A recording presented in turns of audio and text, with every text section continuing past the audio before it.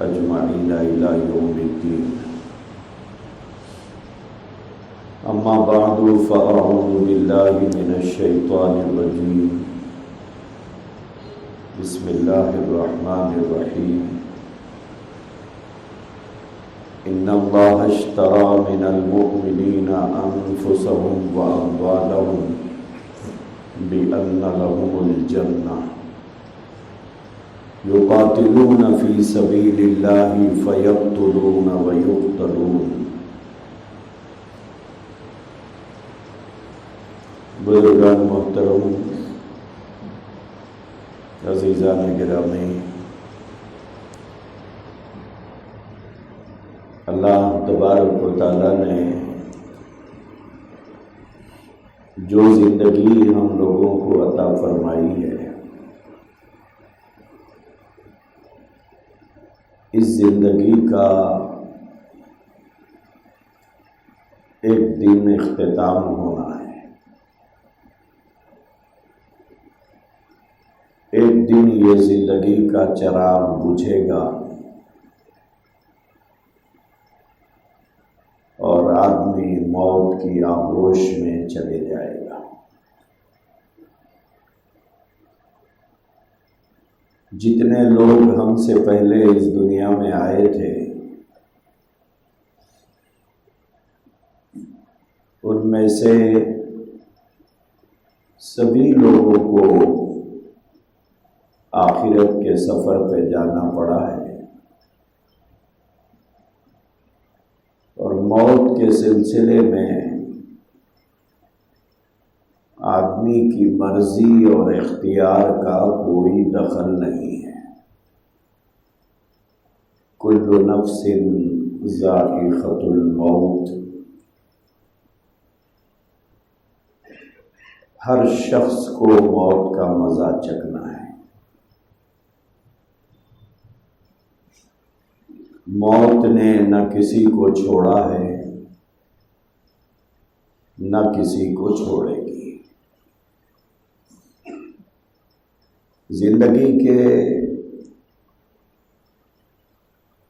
کسی بھی مرحلے میں انسان کو موت آ سکتی ہے. کسی کو بچپن میں آتی ہے، کسی کو لڑکپن میں آتی ہے، کسی کو جوانی میں آتی ہے، کسی کو بڑھاپے میں آتی ہے، لیکن آتی ضرور ہے. اس سے کوئی بچنا بھی چاہے تو بچ نہیں سکتا. 100 جتن کرنے کے باوجود آدمی موت سے نہیں بچ سکتا. نہ امیری آدمی کو موت سے بچا سکتی ہے، نہ غریبی کی وجہ سے موت سے چھٹکارا مل سکتا ہے. یہ بات ہم میں سے ہر شخص جانتا ہے، اور ہر شخص مانتا بھی ہے کہ یہ بات حق ہے، یہ بات سچ ہے. اس کو ہر آدمی مانتا ہے. تو دوستو، موت برحق ہے، موت آنی ہے. لیکن سب سے بہترین موت کون سی ہے؟ موت تو آتی ہے، لیکن سب سے بہترین موت کون سی ہے؟ کس حالت میں مرنے والا خوش نصیب انسان کہلاتا ہے؟ کس حالت میں موت آنا خوش بختی کی علامت ہے؟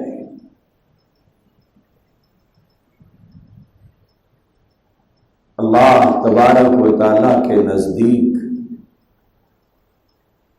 سب سے پسندیدہ موت شہادت کی موت ہے. سب سے خوش نصیب وہ آدمی ہیں جو شہادت کا درجہ پاتا ہے، شہید ہوتا ہے۔ قرآن حکیم میں اللہ تبارک و تعالیٰ نے اس کو ذکر فرمایا ہے، وَلَا تَحْسَبَنَّ الَّذِينَ قُتِلُوا فِي سَبِيلِ اللَّهِ أَمْوَاتًا، کہ جو لوگ دین حق کے لیے لڑتے ہوئے شہید ہو جائیں، اللہ کے نام کو سربلند کرنے کے لیے شہید ہو جائیں، کفر کے خلاف برسرے پیکار ہو کر شہید ہو جائیں، حق کے نام پر باطل سے ٹکرا کر جو جام شہادت نوش کریں گے، ان کے بارے میں اللہ تبارک و تعالیٰ نے فرمایا، وَلَا تَحْسَبَنَّ الَّذِينَ قُتِلُوا فِي سَبِيلِ اللَّهِ أَمْوَاتًا، کہ جو لوگ راہ خدا میں قتل کیے گئے ہیں، مارے گئے ہیں، مار دیے گئے ہیں، فی سبیل اللہ، اللہ کی راہ میں جنہیں مار دیا گیا، جنہیں شہید کر دیا گیا، اللہ فرماتے ہیں اے لوگوں یہ گمان مت کرو کہ وہ مر چکے ہیں، یہ گمان مت کرو کہ ان کی موت عام لوگوں کی موت کی طرح ہے، یہ مت سمجھو، کیونکہ اللہ کو راضی کرنے کے لیے انہوں نے اپنی سب سے قیمتی متاع، سب سے قیمتی جو چیز ان کے پاس تھی وہ انہوں نے اللہ کی رضا کے لیے پیش کر دی ہے، اور انسان کے لیے سب سے قیمتی چیز اس کی جان ہوتی ہے۔ انسان سب کچھ دے دے گا لیکن کسی کے لیے جان نہیں دے گا، لیکن جو شخص اللہ کی رضا کے لیے، دین کی سربلندی کے لیے، اسلام کی سربلندی کے لیے، دین حق کی سربلندی کے لیے کفر سے ٹکرا کر، باطل سے ٹکرا کر شہید ہو جاتا ہے، تو وہ اپنی پاس موجود تمام چیزوں میں سے سب سے قیمتی چیز اس نے راہ خدا میں رضا الہی کے لیے خرچ کر ڈالی ہے، وہ جان ہے۔ تو اللہ نے فرمایا عام مرنے والے اور شہادت کی موت مرنے والے یہ دونوں یکساں نہیں ہیں۔ جس کی موت بستر پر آئے اور جس کی موت میدان کارزار میں آئے، ایک آدمی نرم نرم اور گرم گرم بستروں پہ دم توڑتا ہے، اور ایک آدمی بھوکا پیاسا ریگزاروں میں دوڑتا ہوا، پہاڑوں کے سختیوں کو برداشت کرتا ہوا، دھوپ اور بھوک اور پیاس کی تمازت کو برداشت کرتا ہوا، دین حق کا پرچم بلند کرتے ہوئے اپنی جان کو راہ خدا میں قربان کر دیتا ہے، یہ دونوں برابر نہیں ہیں،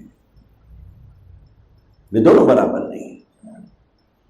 اللہ تبارک و تعالیٰ نے قرآن میں فرمایا وَلَا تَحْسَبَنَّ الَّذِينَ قُتِلُوا فِي سَبِيلِ اللَّهِ أَمْوَاتًا، انہیں مردہ مت سمجھو، مرا ہوا مت سمجھو۔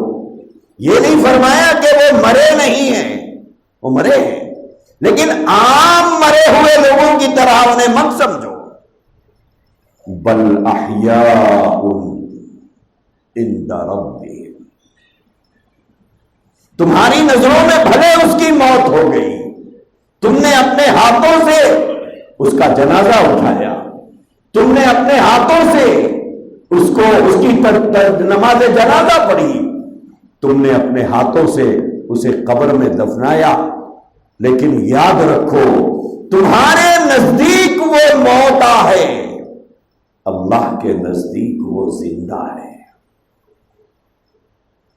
تمہارے نزدیک بھلے وہ مردہ ہے، لیکن اللہ کے نزدیک وہ زندہ ہے۔ بل احیاء عند ربهم۔ آگے اللہ تبارک و تعالیٰ نے یہ فرمایا صرف زندہ ہی نہیں ہے، بلکہ وہ اپنے رب کے پاس کھاتے اور پیتے بھی ہیں۔ بل احیاء عند ربهم یرزقون، وہ کھاتے پیتے ہیں۔ تو سب سے اعلیٰ درجے کی جو موت ہے وہ موت شہادت۔ باقی کسی بھی حالت میں موت آئی ہو، چاہے نماز پڑھتے ہوئے آئی ہو، سجدے کی حالت میں آئی ہو، حج کے دوران آئی ہو، طواف کے دوران آئی ہو، حالت احرام میں آئی ہو، یہ تمام مرتبے شہادت کے مرتبے سے کم ہے۔ سب سے اعلیٰ درجے کی موت شہادت کی موت ہے۔ یہی وجہ ہے کہ حضرات صحابہ کرام رضوان اللہ تعالی علیہم اجمعین شہادت کی موت کو پسند کیا کرتے تھے۔ سیدنا عمر بن الخطاب رضی اللہ تعالی عنہ وہ خوش نصیب اللہ کے برگزیدہ بندوں میں سے ہیں جن کو دنیا میں جنت کی بشارت سنائی گئی۔ وہ عشرہ مبشرہ، وہ 10 افراد جن کو دنیا میں نام لے لے کر سید عالم صلی اللہ علیہ وآلہ وسلم نے جنتی بتایا ہے، ان میں عمر بن الخطاب رضی اللہ تعالی عنہ کا نام دوسرے نمبر پر آتا ہے۔ پہلا نام حضرت ابوبکر صدیق کا ہے رضی اللہ تعالی عنہ، دوسرا نام سیدنا عمر بن الخطاب رضی اللہ تعالی عنہ کا ہے۔ اللہ کے نبی نے فرمایا ابو بکر فی الجنہ، عمر فی الجنہ، عثمان فی الجنہ، علی فی الجنہ۔ نام لے لے کر اللہ کے نبی نے انہیں جنتی بتایا ہے، لیکن اس کے باوجود سیدنا عمر بن الخطاب رضی اللہ تعالی عنہ دعا فرمایا کرتے تھے، اور ایسی عجیب دعا کہ لوگ جب یہ دعا سنتے تو انہیں حیرت ہوتی کہ یہ کیسے ممکن ہے، یہ کیسے ممکن ہے۔ حضرت عمر رضی اللہ تعالی عنہ دعا فرماتے اللہم ارزقنی شہادتا فی سبیلک وجعل قبری فی بلد رسولک۔ عجیب دعا کرتے تھے، یہ فرماتے کہ اے اللہ اپنی راہ میں شہادت مجھے عطا فرما، کہ مجھے تیرے راستے کی شہادت نصیب فرما، کہ میں دین کی سربلندی کے لیے جہاد اور قتال کرتا ہوا، باطل کو مٹاتا ہوا، حق کا بول بالا کرتا ہوا، میدان کارزار میں جام شہادت پی لوں۔ یہ دعا کرتے تھے کہ اللہ مجھے شہادت نصیب فرما۔ آگے پھر دعا کے جملے ہیں وجعل قبری فی بلد رسولک، لیکن اے اللہ میری آرزو ہے کہ میری قبر مدینہ طیبہ میں ہو، میری قبر تیرے رسول کے شہر کے اندر ہو۔ ایک طرف دعا ہو رہی ہے قتال اور جہاد میں شریک ہو کر جام شہادت نوش کرنے کی، اور دوسری طرف دعا فرما رہے ہیں لیکن پروردگار عالم میری قبر مدینۃ الرسول کے اندر ہو، تیرے حبیب کے شہر میں میری قبر بنایا جائے۔ لوگوں کو بڑا تعجب ہوتا تھا، ایک طرف میدان کارزار میں جام شہادت نوش کرنے کی تمنا بھی ہے، آرزو بھی ہے، میدان جہاد میں دشمنان اسلام سے قتال کرتے ہوئے جام شہادت نوش کرنے کی آرزو بھی ہے اور دعا بھی ہے، اور ساتھ ہی مدینۃ الرسول صلی اللہ علیہ وسلم میں دفن ہونے کی دعا بھی ہے۔ کیوں؟ سیدنا عمر بن الخطاب رضی اللہ تعالیٰ عنہ جانتے تھے کہ مقام شہادت بہت بڑا رتبہ ہے، بہت بڑا مرتبہ ہے، اور اعلیٰ درجے کی موت وہ شہادت کی موت ہے۔ پھر وہ وقت بھی آیا کہ سیدنا عمر بن الخطاب رضی اللہ تعالی عنہ کی شہادت ہوئی اور دونوں دعائیں ایک ساتھ قبول ہوئی۔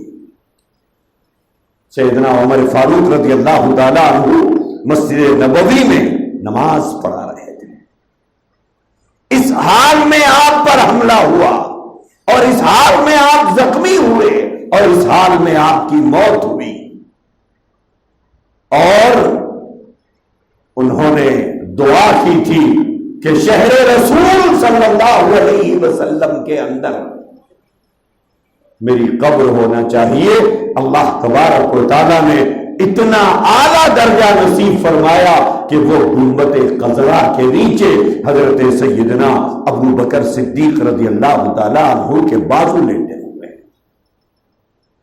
تو سب سے اعلیٰ درجے کی جو موت ہے وہ شہادت ہے۔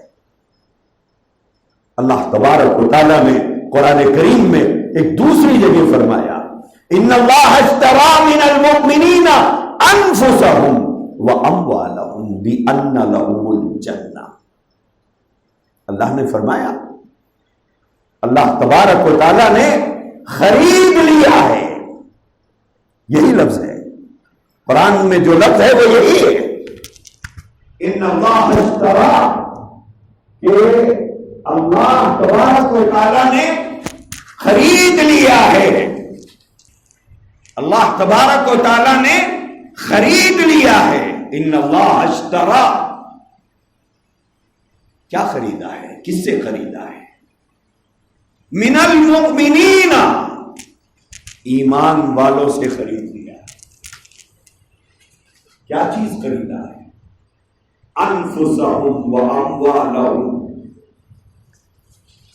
ان کی جانوں کو خرید لیا ہے اور ان کے مالوں کو خرید لیا ہے۔ ان کی جان کو بھی خریدا ہے، ان کے مال کو بھی خریدا ہے، دونوں چیزوں کو اللہ نے خرید لیا ہے۔ کس چیز کے عوض خریدا ہے؟ کس چیز کے بدلے خریدا ہے؟ اس کو اللہ تبارک و تعالیٰ نے خود بیان فرمایا، بِأَنَّ لَهُمُ الْجَنَّةَ، کہ ہم نے تمہاری جان کو بھی خرید لیا ہے، تمہارے مال کو بھی خرید لیا ہے، جنت کے عوض میں۔ تم بکے ہوئے ہو، ہم سب بکے ہوئے ہیں، ہم نے اپنے آپ کو بیچ دیا ہے، جنت کے عوض اللہ کے ہاتھوں ہم بکے ہوئے ہیں۔ اسی لیے جگہ جگہ فرمایا گیا کہ تمہارا مال بھی ہمارا ہے، تمہاری جان بھی ہماری ہے، نہ تم جان کے مالک ہو نہ تم مال کے مالک ہو، یہ دونوں ہمارے ہیں، کیونکہ ہم نے خرید لیا ہے تمہاری جان کو جنت کے عوض میں، ہم نے خرید لیا ہے تمہارے مال کو جنت کے عوض میں۔ آگے فرمایا، یقاتلون فی سبیل اللہ فیقتلون ویقتلون، جو لوگ راہ خدا میں قتال کرتے ہوئے راہ خدا میں دین حق کی سربلندی کے لیے میدان جنگ میں اپنے آپ کو پیش کرتے ہیں، قتل کرتے ہیں، قتل کیے جاتے ہیں، ایسے ایمان والوں کی جان اور مال ہم نے خرید لیا ہے، ہم نے خرید لیا ہے۔ یہی وجہ تھی کہ صحابہ کرام رضوان اللہ تعالی علیہم اجمعین کو شادی کی پہلی رات میں اپنے بستر سے اٹھ کر میدان جنگ میں جانے سے بھی کوئی روک نہیں پایا۔ کیوں؟ ان کے لیے جذبہ شوق شہادت، ان کے دلوں میں جذبہ شوق شہادت تھا۔ حضرت حنظلہ رضی اللہ تعالیٰ عنہ شادی کی پہلی رات ہے، اپنی زوجہ حیات، اپنی شریک حیات، اپنی رفیق زندگی کے ساتھ پہلی ملاقات ہے، اور شب زفاف ہے، پہلی ملاقات ہے۔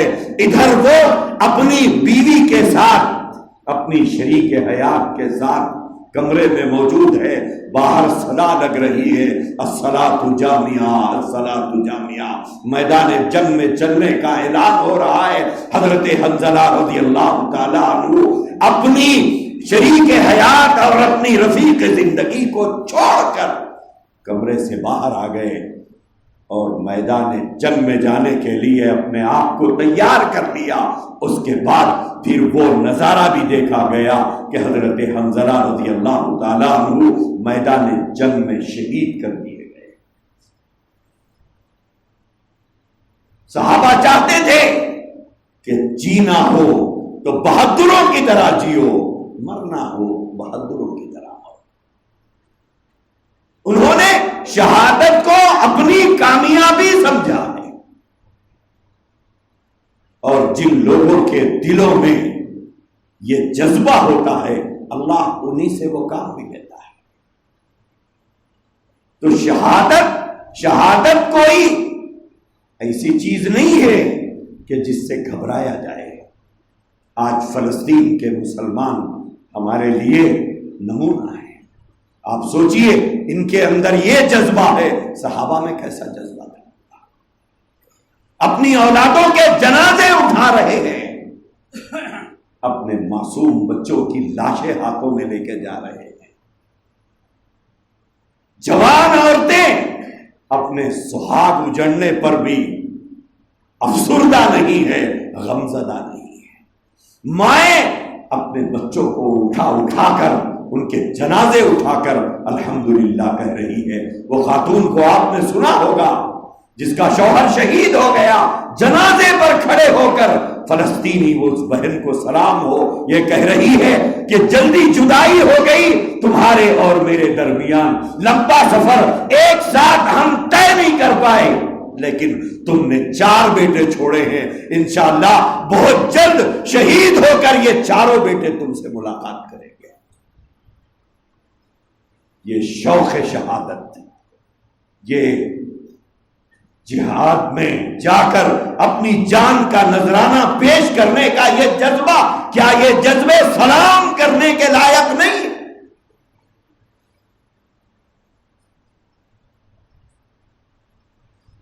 سلام کرنے کے لائق نہیں؟ جب حضرت نعمان ابن مقرن رضی اللہ تعالی عنہ میدان جنگ میں زخموں سے چور چور ہو کر شہادت کا درجہ پانے کے قریب تھے، کسی نے جا کر پوچھا کیا حال ہے؟ انہوں نے کہا رب کعبہ کی قسم میں کامیاب ہو گیا۔ زخموں سے خون رس رہا ہے، اپنوں سے جدائی آنکھوں کے سامنے موجود ہے، لیکن اس کے باوجود زبان سے یہ جملے نکل رہے ہیں رب کعبہ کی قسم میں کامیاب ہو گیا۔ کیوں؟ بولے میں جام شہادت پینے والا ہوں۔ یہی وجہ ہے کہ مدینہ طیبہ کے اندر شہداء کی بیٹیاں فخر کیا کرتی تھی کہ ہم بدر کے شہیدوں کی بیٹیاں ہیں، ہم احد کے شہیدوں کی بیٹیاں ہیں، ہم احزاب کی شہیدوں کی بیٹیاں ہیں، ہم حنین کے شہیدوں کی بیٹیاں ہیں۔ ایک صحابی ایک گلی سے گزر رہے تھے،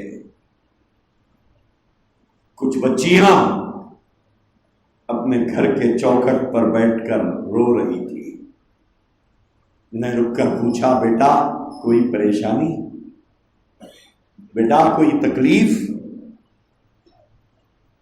کیا وجہ ہے تم رو رہی ہو؟ تمہارے آنکھوں میں آنسو کس بات کو لے کر ہے؟ سلام ہو ان بیٹیوں پر، سلام ہو، کروڑوں رحمتیں نازل ہو ان کی قبروں پر۔ انہوں نے اپنے والے سے یہ کہا کہ نہیں، کوئی پریشانی نہیں، کوئی مصیبت نہیں، نہ کھانے کی پریشانی نہ پینے کی پریشانی۔ انہوں نے کہا بیٹا پھر تمہارے آنکھوں میں یہ آنسو کیوں؟ تم کیوں رو رہی ہو؟ کہا کہ ہمارے باپ اس وقت میں مرض الوفات میں ہیں، ہمارے باپ مرض الوفات میں ہیں، ہو سکتا ہے کہ ان کی زندگی اب ان کے ساتھ وفا نہ کرے، ہو سکتا ہے دن دو دن میں وہ موت کی آغوش میں پہنچ جائیں اور ہم سے دور ہو جائیں۔ تو انہوں نے کہا کہ بیٹا موت تو سب کو آتی ہے، کیا تم باپ کی جدائی کو لے کر غمزدہ ہو؟ کیا باپ کی موت کا تصور تمہیں بے قرار کر رہا ہے؟ کیا باپ کی جدائی کے بارے میں سوچ کر تم رو رہی ہو؟ انہوں نے کہا نہیں۔ پھر کیوں رو رہی ہو؟ انہوں نے کہا کہ بات دراصل یہ ہے کہ میری فلاں سہیلی کا باپ بدر میں شہید ہوا، فلاں سہیلی کا باپ احد میں شہید ہوا، فلاں سہیلی کا باپ فلاں جنگ میں شہید ہوا۔ مجھے افسوس ہے کہ ہمارے باپ بستر پر مر رہے ہیں، ہمیں اس بات کا افسوس ہے کہ ہم شہید کی بیٹیاں نہیں کہلا سکتے، ہم شہید کی بیٹیاں ہونے کا اعزاز نہیں پا سکتے۔ تو میرے عزیز بھائیوں، شہادت کی موت بظاہر دیکھنے میں مظلومیت کی موت نظر آتی ہے، لیکن یاد رکھو شہادت کی موت سب سے اعلیٰ درجے کی موت ہے۔ صحابہ اس کے لیے دعائیں فرمایا کرتے تھے کہ اللہ مجھے شہادت کی موت عطا فرما، کہ میں دین حق کی سربلندی کے لیے لڑتا ہوا جام شہادت نوش کرو۔ کتنے صحابہ کے واقعات، کتنے! حضرت سعد الاسود رضی اللہ تعالیٰ عنہ جو چہرے مکھڑے کے اعتبار سے بہت کالے تھے، ان کے نام کے ساتھ ہی ہے سعد الاسود، اسود کہتے ہیں کالے کو، ان کے نام کے ساتھ جڑ گیا کالا سعد۔ حضور کی خدمت میں آئے تھے، اللہ کے نبی نے ان سے پوچھا سعد نکاح نہیں کرو گے؟ نکاح کب کرو گے؟ انہوں نے کہا یا رسول اللہ صلی اللہ علیہ وسلم، چہرے کے اعتبار سے میں اتنا کالا کلوٹا ہوں، کون مجھے لڑکی دے گا؟ اللہ کے نبی علیہ الصلوۃ والسلام نے رہبری کی، فلاں کے پاس جاؤ اپنا رشتہ بھیجو۔ رشتہ طے ہو گیا، حضور کی خدمت میں آئے، حضور نے کچھ پیسہ جمع کر کے صحابہ سے لے کر انہیں دیا کہ اپنی شادی کی تیاری کرو۔ اسی اثنا میں میدان مدینہ منورہ میں جنگ کی تیاریاں ہو رہی تھی۔ اللہ کے نبی علیہ الصلوۃ والسلام صحابہ کو لے کر میدان جنگ میں جانے کی تیاریاں کر رہے تھے۔ حضرت سعد الاسود رضی اللہ تعالیٰ عنہ کو پتا چلا کہ صحابہ جنگ میں جانے کی تیاری کر رہے ہیں، تو حضرت سعد الاسود نے سوچا صحابہ جنگ میں جائیں اور میں شادی کا سامان خریدوں؟ کہا کہ یہ نہیں ہو سکتا کہ اللہ کے نبی دشمنوں کے بیچ میں ہو اور سعد الاسود اور اپنی زندگی کی راحتوں کا سامان کرے۔ گئے تھے بازار کو شادی کا سامان خریدنے کے لیے، لیکن انہوں نے میدان جنگ کا سامان خریدا اور خاموشی سے لا کر اپنے گھر میں وہ سامان رکھ لیا۔ جب صحابہ کے قافلے مدینے سے روانہ ہونے لگے تو حضرت سعد الاسود رضی اللہ تعالیٰ عنہ اپنے آپ کو چھپا چھپا کر رکھے تاکہ حضور دیکھ لیں تو مجھے لوٹا نہ دیں۔ جب حضور اور صحابہ آگے بڑھ گئے، حضرت سعد الاسود رضی اللہ تعالیٰ عنہ پیچھے پیچھے چلتے رہے۔ جب میدان جنگ میں جنگ کا ہمہمہ گرم ہوا، کفر اور اسلام ایک دوسرے سے دو ہاتھ کرنے لگے، حضرت سعد الاسود رضی اللہ تعالیٰ عنہ اپنے آپ کو چہرے پر کپڑا باندھ کر میدان جنگ میں شریک ہو گئے، اپنے آپ کو شریک کر دیا۔ پھر وہ وقت بھی آیا کسی دشمن کا تیر حضرت سعد الاسود رضی اللہ تعالیٰ عنہ کے جسم سے آر پار ہو اور وہ لڑکھڑاتے ہوئے اپنی سواری سے نیچے گرے اور جام شہادت نوش کر لے۔ اللہ کے نبی علیہ السلام کی نظر پڑی کہ کوئی اپنے چہرے پہ کپڑا باندھا ہوا ہے، کون ہے یہ؟ جب شہداء کی لاشوں کو جمع کیا گیا، ان کے چہرے سے کپڑا ہٹایا گیا تو دیکھا کہ حضرت سعد الاسود رضی اللہ عنہ کا چہرہ ہے۔ حضور کی آنکھوں سے آنسو نکل گئے، اور جب تدفین کا موقع آیا، حضرت سعد الاسود رضی اللہ تعالی عنہ کو کا جنازہ جب قبر میں لٹایا گیا، اللہ کے نبی علیہ السلام کی زبان مقدس سے یہ دعا نکلی، اے اللہ، میں تو اسے شادی کا سامان خریدنے کے لیے بھیجا تھا، لیکن دین کی محبت میں، اسلام کی محبت میں، اسلام کی سربلندی کے لیے، کفر سے ٹکرانے کے لیے اس نے اپنے دل کے ارمانوں کو، اپنی خواہشات کو دبا کر تیری رضا کے لیے یہ میدان جہاد میں آیا ہے، اور آج یہ شہید ہو گیا۔ اللہ کے نبی علیہ السلام نے دعا فرمائی، اے اللہ، میں میرے اس امتی سے آج کے اس لمحے تک راضی ہوں، پروردگار تو بھی راضی ہو جا۔ سیدنا عمر بن الخطاب رضی اللہ عنہ کی چیخیں نکل گئی، فرمایا کاش سعد الاسود کی جگہ میرا جنازہ ہوتا، اور حضور کی تڑپتے ہوئے الفاظ یہ میرے مقدر بن جاتے۔ تو میرے بھائیوں، اللہ نے فرمایا تم بکے ہوئے ہو، تم کو میں نے خریدا ہے۔ ان اللہ اشترى من المؤمنین انفسهم واموالهم بان لهم الجنہ، تمہارا مال اور تمہاری جان، تم کو اور تمہارے مال کو میں نے خریدا ہے جنت کے عوض میں۔ تم بکے ہوئے ہو، تم بکے ہوئے ہو۔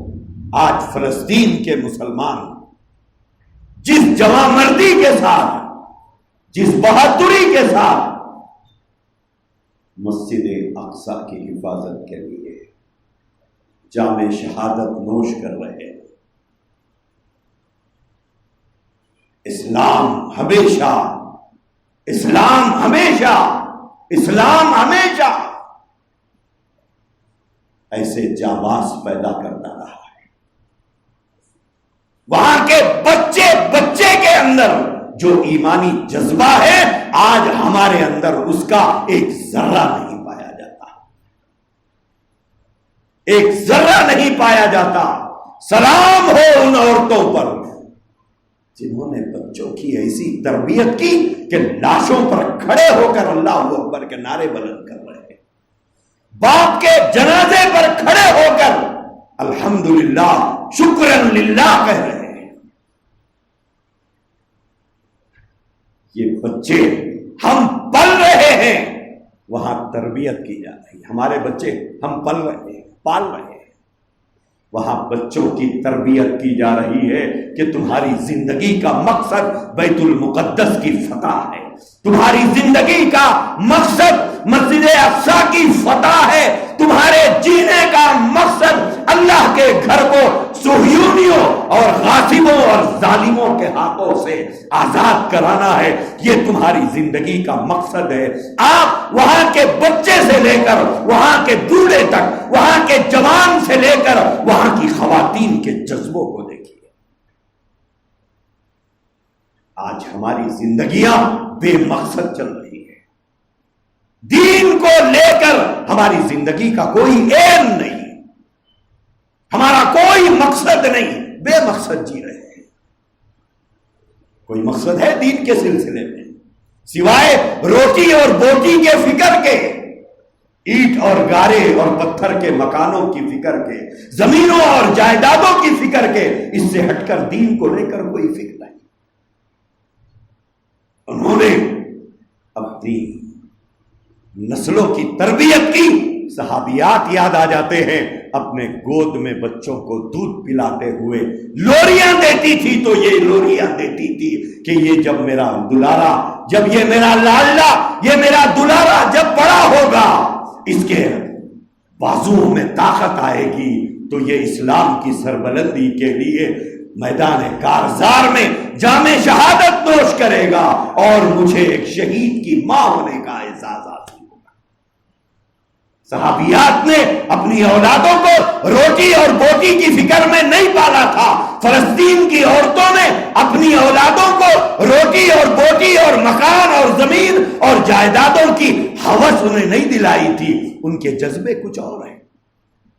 آپ سوچئے فلسطین کی ان ماں کو، فلسطین کی ان بہنوں کو دیکھیے، سوچئے صحابیات کیسے تھے ہوں گے، صحابیات کیسی تھی ہوں گی۔ آج کے دور میں اسلام کے لیے یہ جان کی بازیاں لگاتے ہیں۔ تو بہرحال میں نے بات یہاں سے شروع کی تھی کہ سب سے بہتر موت کون سی ہے؟ مرنا تو ہے، لیکن بہترین موت کون سی ہے؟ اللہ فرماتے ہیں بہترین موت شہادت کی ہے، اور فرمایا ان کو مردہ مت سمجھو شہیدوں کو، بل احیاء عند ربہم، یہ زندہ ہیں اللہ کے پاس، یہ زندہ ہیں اللہ کے پاس۔ بعض روایتوں میں یہاں تک لکھا ہے کہ یہ جنت میں اڑتے ہیں، ادھر سے ادھر، ادھر سے ادھر، وہاں سے کھاتے ہیں۔ تو میرے عزیز بھائیوں، صحابہ اپنی زندگی میں یہ دعا مانگا کرتے تھے کہ اے اللہ شہادت کی موت عطا فرما۔ یہی جذبے تھے کہ انہیں بیویوں کی محبت، اولاد کی محبت، ماں باپ کی محبت، جائیدادوں کی محبت، وطن کی محبت، اپنوں کی محبت، پرایوں کی محبت راہ خدا کے راستے کی بیڑیاں نہیں بنتی تھی، ان کی پیر کی زنجیریں نہیں بنتی تھی۔ انہوں نے اسی جذبے کے ساتھ اسلام کی سربلندی کے لیے لڑا، اور یہی مکۃ المکرمہ، یہی بیت اللہ جو کبھی کفار اور مشرکین کے ہاتھوں میں تھا، اللہ تبارک و تعالیٰ نے اللہ کے نبی اور صحابہ کے دور میں اس کو فتح عطا فرمائی۔ دعا فرمائے یہ قبلہ اول، یہ قبلہ اول، یہ پہلی مسجد ہے روئے زمین کی۔ بیت اللہ کے بعد سب سے پہلے جو مسجد بنائی گئی وہ مسجد اقصی ہے۔ ہماری دعائیں ان مظلوم فلسطینیوں کے لیے بھی ہونا چاہیے، ان کے بیماروں اور زخمیوں کے لیے بھی ہونا چاہیے، ان کے شہداء کی شہادت کی قبولیت کے لیے بھی ہونا چاہیے، اور ہماری دعائیں بیت المقدس کی آزادی کے لیے بھی ہونا چاہیے۔ اللہ تبارک و تعالی ہمیں توفیق عطا فرمائے۔ وآخر دعوانا ان الحمد للہ رب العالمین۔